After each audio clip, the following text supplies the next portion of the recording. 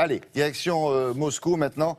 Et là-bas, vous allez le voir, le patrimoine est surtout associé à la période soviétique et à son architecture que l'on connaît un peu ici à travers les reportages qu'on a vus là-bas et les photos, une architecture démesurée.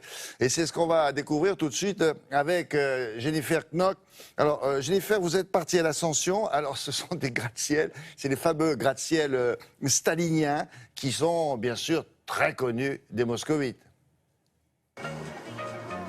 Elles font partie du quotidien des Russes, ces 7 tours construites par Staline. Depuis 60 ans, les moscovites les côtoient, les toisent, certains y habitent.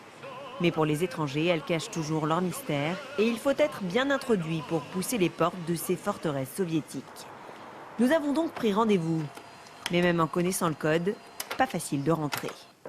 Nous voilà dans le hall un peu défraîchi d'une tour d'habitation. Et comme souvent, l'ascenseur d'époque, bien sûr, ne marche pas. Il faut donc grimper 13 étages à pied. Là, une Française nous attend. Hélène Mella a une vue imprenable. Elle loue cet appartement depuis 1 an. Il appartient à une grande famille d'intellectuels moscovites. La salle à manger. Vous avez des hauts plafonds, c'est très beau, les moulures, tout ça c'est d'origine. Des appartements chargés d'histoire et de ce parfum du passé.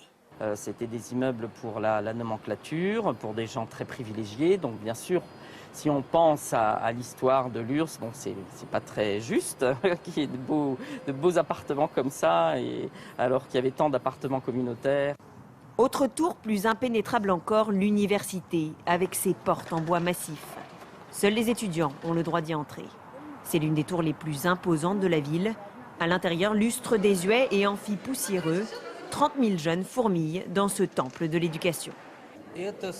Cette tour est un symbole de l'empire stalinien. Elle a été construite pour montrer tout le système totalitaire qui régnait à l'époque.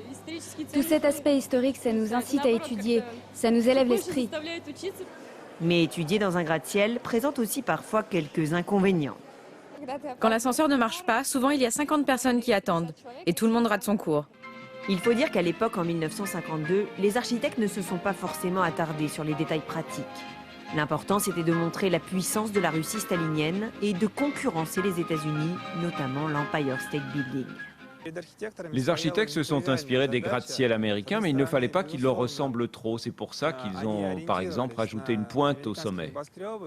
Le style de ces tours est donc unique. Mélange de néoclassicisme, de baroque et de gothique stalinien. En témoigne la tour de l'hôtel Ukraina. Dans ce 5 étoiles, on a préservé tous les symboles de l'époque, les sculptures, les peintures et même le costume des réceptionnistes. Enfin, au sommet, on découvre un panorama unique. À 360 degrés, les tours veillent comme des sentinelles sur la ville. Et ce qui est intéressant, William, c'est que ces tours n'ont jamais laissé les Russes indifférents. De l'amour à la haine, elles ont été présentées comme une prouesse architecturale à l'époque de Staline. Et puis après sa mort, elles ont été critiquées. Ces architectes ont même été désavoués. Car ici, en Russie, c'est avant tout un symbole politique. D'ailleurs, ce n'est pas un hasard. En 2014, un opposant ukrainien a décidé d'escalader une de ces tours, de monter les 176 mètres pour repeindre en bleu et jaune l'étoile soviétique qui se trouve à son sommet aux couleurs du drapeau ukrainien. Alors évidemment, ça a été vécu comme une provocation. Les autorités russes se sont empressées de nettoyer. Mais trop tard, l'image avait déjà fait le tour de la toile.